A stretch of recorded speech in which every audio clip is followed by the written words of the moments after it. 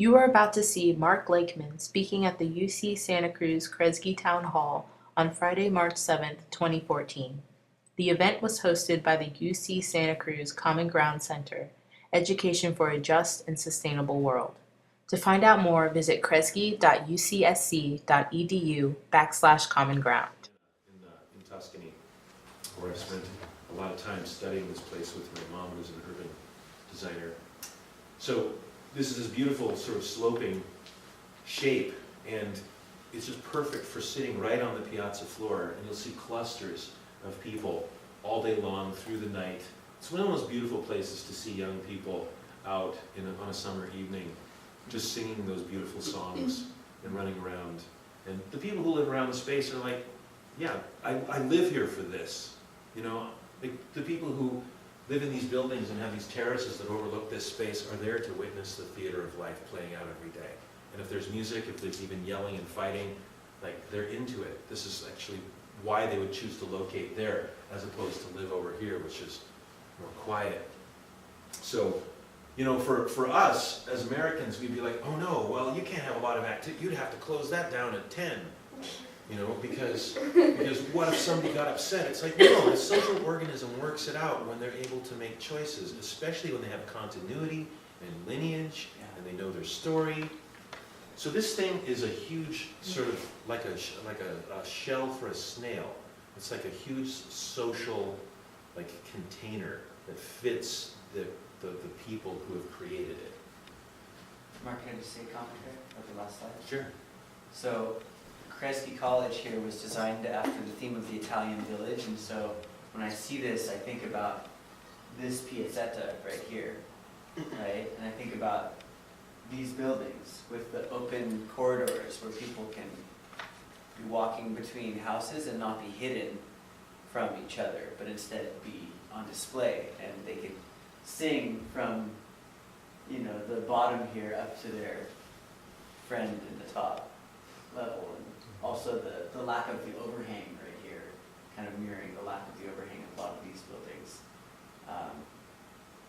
And in many ways, this is kind of broken compared to this picture, where the grandmother who might be living on the third floor of this building and can share the lineage story kind of keeps this model going. We don't have that here, right?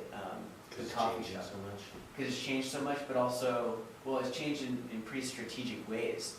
There was a coffee shop right down there where the vet's office is now. And so you can kind of see this whole piazzetta was a place to sit and drink coffee and share stories with friends, but now it's kind of dead. I hardly ever see people down there except for when you guys have class outside and we kind of reclaim the public square. But also, faculty and staff kind of just come in to deliver their classes as subcontractors and as workers, and then leave. We're not really in an intergenerational connection, you know, a co-learning place anymore. It's really more just, you know, here's the class, okay, and now I'm going to go home. But if faculty had offices here more and were learning here more as, you know, students, student faculty, and if the staff were coming to events as well, then we'd be able to hear those lineage stories a lot more. So that's a lot of what I'm engaged in here at Kresge, is bringing that back. I feel like I'm often the only faculty member in the room, you know, at student events, and trying to get students into the boardroom meetings as well, and then really redesigning the coffee shop back into the space, moving the co-op from the little hole in the wall it's in back into front and center. And I'm sure you're all aware, but Kresge College is going through a rebuild and redesign process within the next 5 or 10 years right here. So we have a real opportunity to engage in a collaborative design process to, like you said, talk about what we want and what we need, and what our wildest dreams could be for living with health and vitality and community, and then putting it down on paper and presenting it, and really not taking no for an answer on certain things that we just really believe in. And doing it in a way where it's a win-win situation, where the campus administrators, you know, want to do the design we're presenting, not as an adversarial thing necessarily, which I think is a good segue to some of the work you're about to present. Well, when last time I was here, we were talking about some of these issues, and the fact that Kresge is famously modeled after hilltown villages, and you know, the guy who was the main architect, Charles Moore, was very much a romantic, and from what I know of the villages that he modeled this after, the very fact that there's these balconies up above that look down on public space, he definitely imagined that people would be singing to each other. You know, that it would be this kind of romantic landscape. So I started to look around and be like, geez, there's no mandolins. Like, you need mandolin stations. And people would be like, oh my God, you know, to be singing to somebody that they're attracted to, or just their friend. You know, like for every fire extinguisher on this campus, you should have at least 3 mandolins. Yeah. Break that glass. You know? Okay. You have a Juliet here in the room today. We're not messing around, because that's what we do here. This is a typical street intersection that's been turned into a public piazza. And this is the first time where people just did it illegally and they broke the law. Like transportation, we called the Department of Transportation. That was part of this effort. And they said, well, no, and we tried to propose the idea, and they said that's impossible because that's public space, so nobody can use it. Like, they literally said that. So we're like, okay, this is insane. Like, we live in an insane place. We're like, let's just see how insane this is. You're basically saying that even though we live here, and you, the bureaucrat, never has stood here in your life, you have the power over what happens here, and we don't. And they're like, yeah. So we're like, okay, we do live in an insane place. So we decided to stop being insane. In this case, you know, what we did was we literally broke the law, but it was in order to stop being insane. So looking a lot more sane now, like, to be insane is where you feel like nobody else understands you, but you live among thousands of people who all feel like nobody understands them. And everybody's stuck in isolation. So to become sane, it looks more like this, where people actually come outside and they stand together. And like, becoming sane is where you're like, oh shoot, I'm baking a cake, but I'm running out of sugar. You know, instead of going like, oh God, should I talk to a neighbor to ask for sugar? It's like, there's sugar all around me. I can get sugar in all directions. I could get an egg if I needed one from all my neighbors. You know, like where you know that you're so connected to people that they can come to you and you can go to them for anything. But not just that. Like, to be really sane is to be like the people that we fly across the oceans to go visit, which is where you don't just borrow stuff every now and then. You're interconnected in some way where your economy is driven by you. The economy of your relationships and the economy of how you feed yourselves, you know, and how you share the upbringing of your children. So what you're seeing here is the reemergence of things which are super ancient and is essentially human, but incredibly new at the same time. Because people are like, wow, this feels so wonderful, but we've never seen it before. How does it feel so right? You know, maybe it must be how we're supposed to live.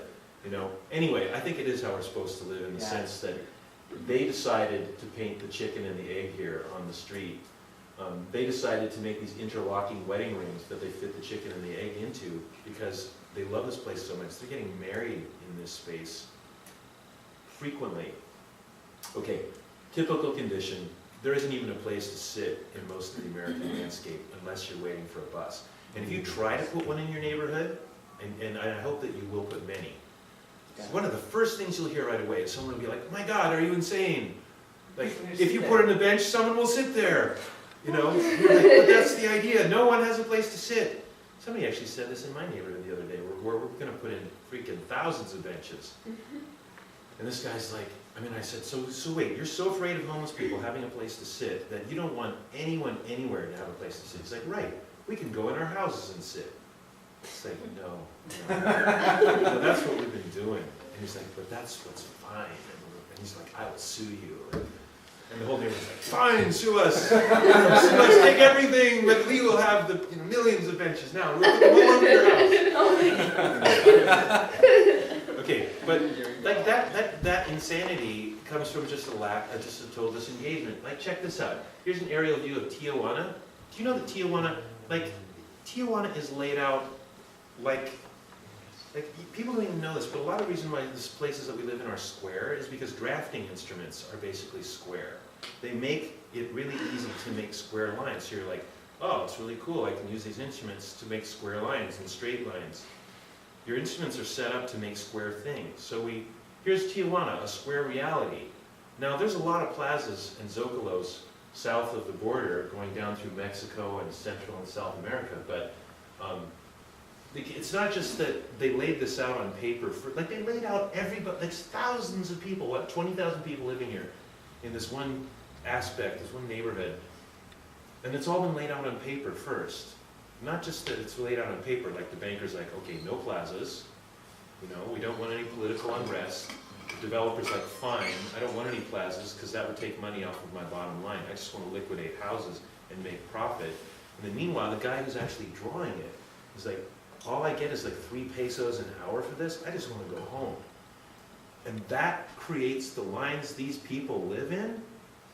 That is so completely over here compared to where we should be, where people are creating their own reality. Not just to say, hey, how about this? Let's localize our food system so that we can mentor our youth by growing our own food and deepen our connection to our place. That's just a start. What about all the cultural expression and the artistic activity that we can be facilitating? Okay, people don't even know what's going on. They live in less dense or more dense conditions. They don't even realize that their realities are zoned and their power has been designed out of their reality. Not just because there isn't a village square in almost any American neighborhood. It's literally legislated so that there's only so many, you can't do that in your house. You don't have an occupancy permit for that. You can't have more than a certain number of people assembling. But did anyone ever give you a set of rules? Did it come with your house? No. They can stop you from doing almost anything you want. And unfortunately, the people who would stop you are people who are paid to do that, and they're doing it to pay their rent, and the rules apply to them. But let me tell you, as an architect, I have clients sometimes from the city, and they all want to get away with stuff that's illegal and stuff where they don't want to pay for a permit. Every single city bureaucrat that I have done work for is like, this is below the radar. And that's their attitude. So they enforce the rules on others, but when they want to do something, they don't want the rules. That's how freaking crazy it is. Okay, well I'm not going to go too much into this, but we've worked with all these little kids to do placemaking exercises on some of the intersection templates that I brought today. I brought these 2 templates. And you just give these kids a chance to even talk about the issues, like how to slow traffic, how to make the streets, have a more diverse set of fun uses, how to engage youth. And they absolutely, there's this endless well that these girls were able to tap into. Here we're like, girls, how would you meet these challenges that millions of adults across the country can't seem to come to grips with? And these girls are like, are you serious? You can't seem to figure out how to slow traffic? Well, obviously you need some ponies. Right here. Just get the ponies out. You hear me? Get the ponies. Put them in the street, get them going in a little circle. Everyone's going to stop their car. They're going to want to get out of their car, and they're going to want to pet those ponies, and ride those ponies. And then on all the corners they can have all these other things that they can do. Well, if that idea didn't work for you, she'd be able to come up with a million more. Because nobody's closed down her mind yet and told her what isn't possible. Unfortunately, we've all been told, no, that's just for cars. Well, it's a really empowering thing to realize that there were thousands of years before cars existed, even in the colonial grid. There were hundreds of years where this actually was perceived as a commons that brought us together. It was the space between our homes that we used for all these other things. And since the emergence of cars, we have been using the space almost not at all for cultural activities. Lately, it's like, yay, now we can have a block party. But the bureaucracy says, oh, but you must have insurance. If you don't have insurance, you can't gather, because something could happen. We're like, we're trying to make something happen. They're like, oh yeah, but something could happen. These days in Portland, we've been stomping on our streets, stomping cob, stomping when we're dancing. In fact, there's so many block parties. We set world records for the most block parties happening in the streets. The city's like, it's kind of weird how much money we're putting into insurance programs to cover block parties, and we have never had any lawsuits happen after all this time. So guess what, everybody? It's all free from now on. Apparently people are getting along better because they gather, and by making something happen, something doesn't happen. Like, that's the cool thing. Like, you actually avert the tendency for people to act out of craziness and alienation by actually engaging. Amazing. What a science project. Okay, so the places that we love to go visit work like this, where living and working is not disintegrated. The home zone is not separate from the work zone, where people live above the places where they tend to work. And the public space is basically everyone's gigantic living room. They move around as pedestrians or on bikes, and you can even see that there's a car right here that's slowly moving through the crowd without killing a bunch of people. So what's entirely different is that they see themselves in their reality, and the separate architecture is all basically agreeing to unify and define the outdoor space that belongs to everyone. You know what this does? It's not just functional for walking around. It says to your very mentality, to everyone in the village, for generations, that we all have something in common. We all have a place where we belong. Our entire reality is not merely a bunch of commodities. You know, that there's this place where memory just reverberates all the time. Okay, so that's what we're bringing back to civic space, to the ordinary civic space of the city, and making it, you know, utterly extraordinary. Here's one of the weddings in the streets. Okay, I think I'm running a bit long, so I should probably stop. Yeah. Okay, well, so I'll just stop by saying that for us, this all began with an epiphany, not just in that one neighborhood. Before that one neighborhood, it started for the whole city, where we had a realization back in the 60s and 70s, you know, where people were like, hey, free speech. Hey, wait, we don't have anywhere to assemble. We don't have one public square in this entire town. We've been here for 150 years, not one place. So people started to concentrate on this 2-story parking garage downtown, and they were thinking, this is right at the center of the city. Maybe we should tear down this garage and put in a public square.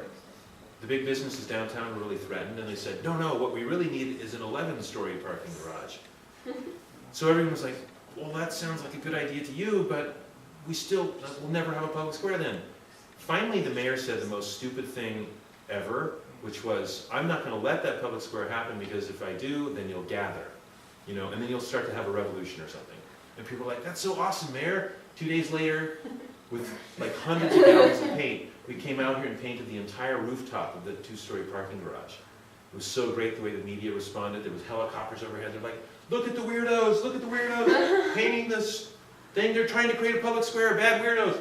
And then everyone all over the city was like, well, that's awesome.